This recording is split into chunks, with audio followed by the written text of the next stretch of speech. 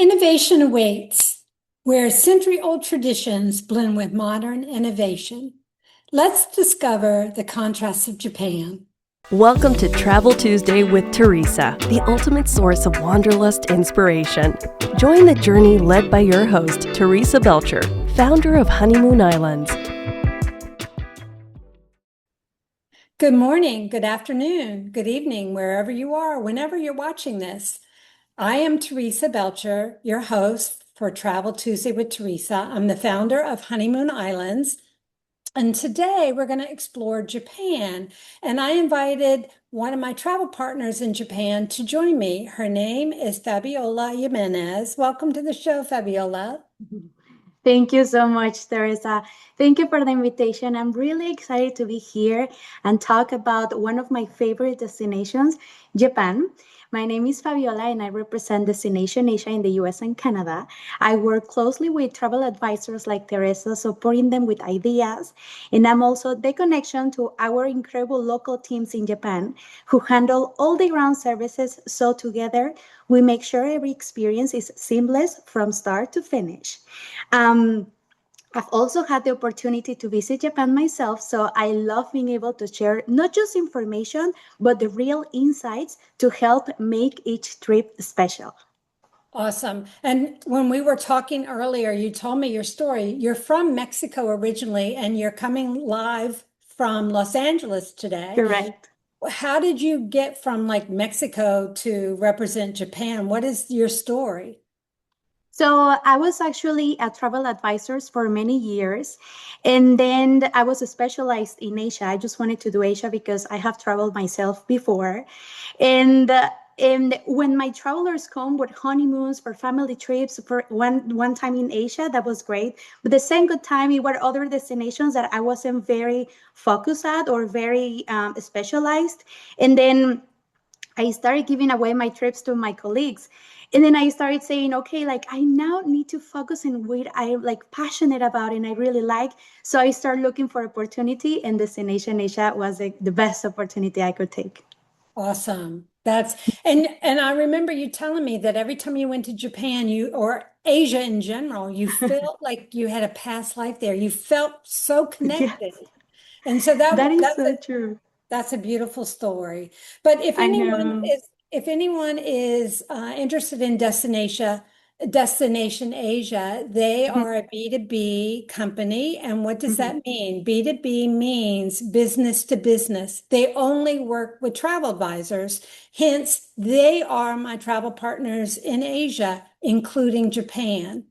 So I'm going to let you take it over and showcase Japan and let everyone learn something new. And before you start, I learned something new recently in preparing for this podcast.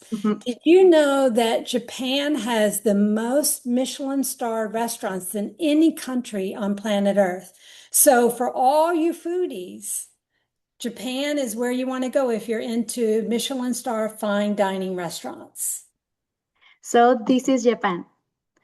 To start, Japan is located in East Asia, just across the Pacific Ocean from the United States. One of the great things about Japan is how well connected it is. There are many direct flights from major cities in the US, especially from the West Coast like Los Angeles, San Francisco, and Seattle, but also from cities like New York, Chicago, or Dallas. One of the reasons Japan is such a popular destination is because it's actually one of the best introductions to Asia, especially for first-time visitors. It is actually incredibly safe, clean, and well organized, which makes traveling there feel very comfortable, even if it's your first time in the region. At the same time, each area has its own identity. Tokyo feels completely different from Kyoto or Osaka, so you get a lot of experiences within one country. And something I always like to highlight is the attention to detail. Whether it's your hotel, a guided experience, or even a simple meal, everything is done with so much care and intention that you will love it. That's also where Japan really stands out, its hospitality. The level of service is just exceptional, and it's something travelers remember longer after their trip. So when it comes to seasonality, Japan is truly a year-round destination, but each season offers a completely different experience.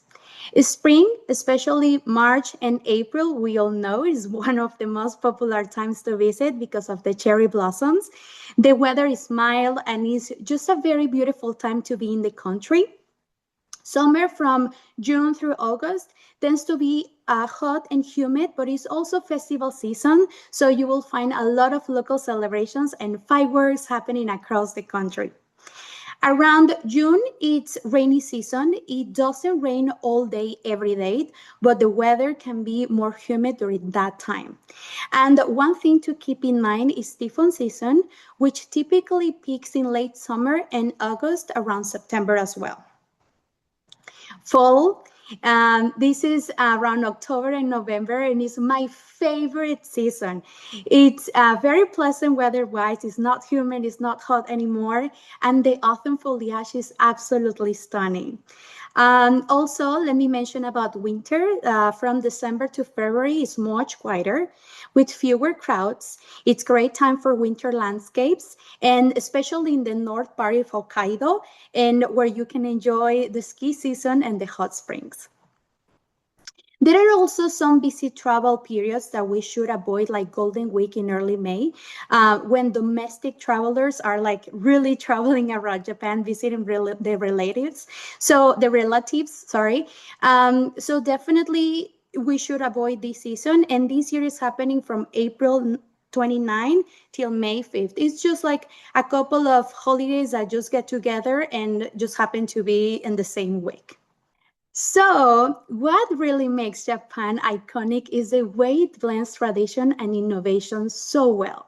You can be in centuries-old temple in the morning and then in a high-speed bullet train on the futuristic part of Tokyo just a few hours later. At the same time, there's a deep sense of tradition that's still very much part of everyday life, whether it's tea ceremonies or cultural rituals from the locals. Japan is also incredibly advanced when it comes to technology and infrastructure, which makes traveling very smooth and efficient. And of course, the food culture is just exceptional. It's such an important part of the experience. When it comes to planning a trip to Japan, I always like to start with what we call the golden route, which is perfect for first-time visitors. This typically includes Kyoto, Tokyo, and Osaka. Tokyo gives you that vibrant city energy and incredible food scene. Kyoto is where you really experience traditional Japan with temples and cultural sites, and Osaka adds more relaxed, foodie-focused atmosphere. Along this route, there are some must-see experiences. Things like visiting Fushimi Inari Shrine in Kyoto, or walking through the bamboo forest in Arashiyama, or experiences the energy of Shibuya Crossing in Tokyo. From there, you can always enhance your trip depending on your interests. That's when it comes to best of Japan. If you want to lay down in a ryokan and be next to the Mount Fuji, you can go to Hakone. Or from Kyoto, you can also visit Kanazawa in the north for a less touristic place. And from Kyoto or Osaka as well, you can take a bullet train for 2 hours and be in Miyajima for the best oysters, and visit Hiroshima as well. Okinawa is located in the south and feels like Japan's tropical side. It's all about beautiful beaches, crystal clear water, and a much relaxed peace.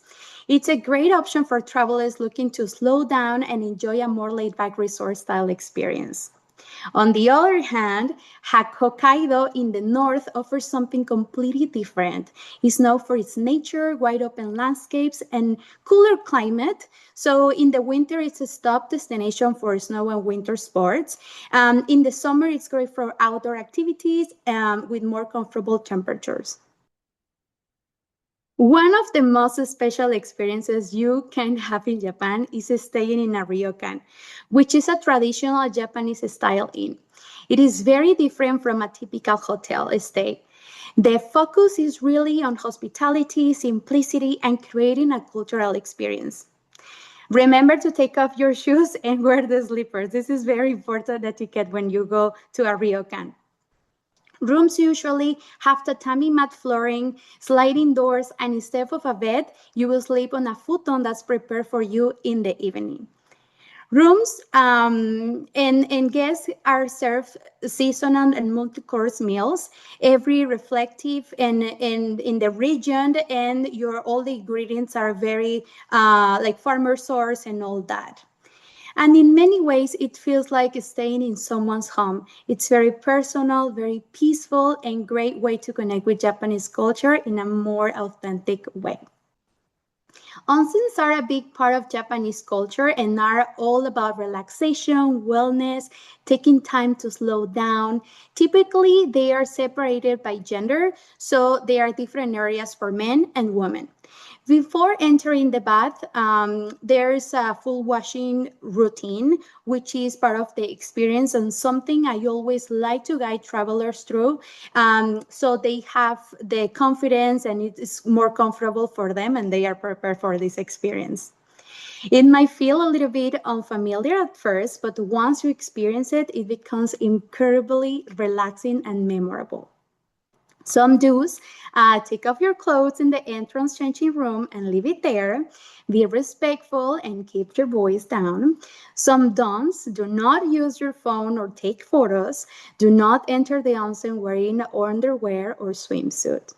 Japan is truly a dream destination for food lovers, and one of the highlights of any trip is experiencing the incredible variety of its cuisine. One of the most special dining experiences is omakase, which means I will leave it up to you.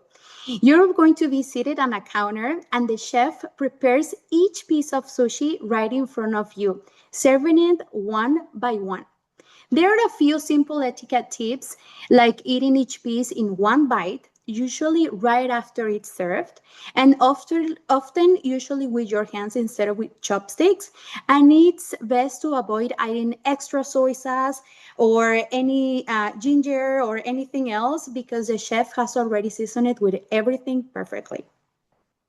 Beyond that, you will find amazing everyday dishes like ramen, which is different by every region, or street food favorites like my favorite is like takoyaki, those small savory octopus balls that are actually from Osaka. You have classics like tempura, which are light and crispy, and the katsukori, which is a comfort dish that many travelers end up loving. And for something sweet, mochi filled with red bean paste is a traditional dessert that's simply but very unique in texture and flavor. Don't forget to drink your matcha and don't forget to visit 7-Eleven for a more deep experience. Events and festivals.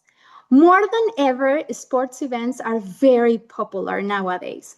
The Grand Sumo Tournament is a very unique experience and a great way to see traditional Japanese sport. It also takes place in different cities throughout the year, so depending on your travel dates, you might be able to include this in your trip. You also have modern events like Japanese Grand Prix or the Tokyo Marathon, which bring a lot of energy and excitement to the country. And in the winter, the Sapporo Snow Festival, it is very popular with impressive snow and ice sculptures. This is in the north of Japan. And then there are more traditional events like the Omisutori in Nara, which has been celebrating for centuries. And it gives you a deeper look into Japanese culture. It's like a progression that they turn on some torch and they light up a temple in Nara. Spring is also a special time, not just for cherry blossoms, but also for many local festivals happening across the country, like parades, or people like to gather in the parks and have picnics all day long. And 5 takeaways. Plan ahead for the best experience. Japan rewards early planning, especially for peak seasons and unique stays.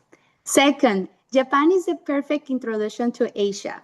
It's safe, organized, and incredibly rewarding for first-time visitors. 3, the people make the experience even more special. Japanese hospitality is warm, respectful, and truly unforgettable. 4th, slow down and enjoy the journey. Japan is not about rushing, it's about experiencing each moment with intention. And fifth, and the most important, work with a professional. Teresa can guide you through the process and will expert you support on the ground, and you can simply enjoy the journey. You are correct. You do have to plan well in advance. The new normal is about a year in advance. Some plan about a year and a half in advance, but if you are looking for a vacation in Japan and you're giving a 2, 3, 4 months notice, it's going to be really difficult to find availability because Japan is having a moment right now. They are a hot ticket item. So if you're interested in going to Japan, I'm Teresa Belcher. You can reach out to me. I will leave my contact information at the end of this video and below. And if you can dream it, we will create it. Thank you, Fabi. You're welcome. Stay tuned for more episodes that will unveil new horizons and immerse you in the beauty of global discovery. Don't forget to like, subscribe, and hit that notification bell. Until next time, if you can dream it, we will create it.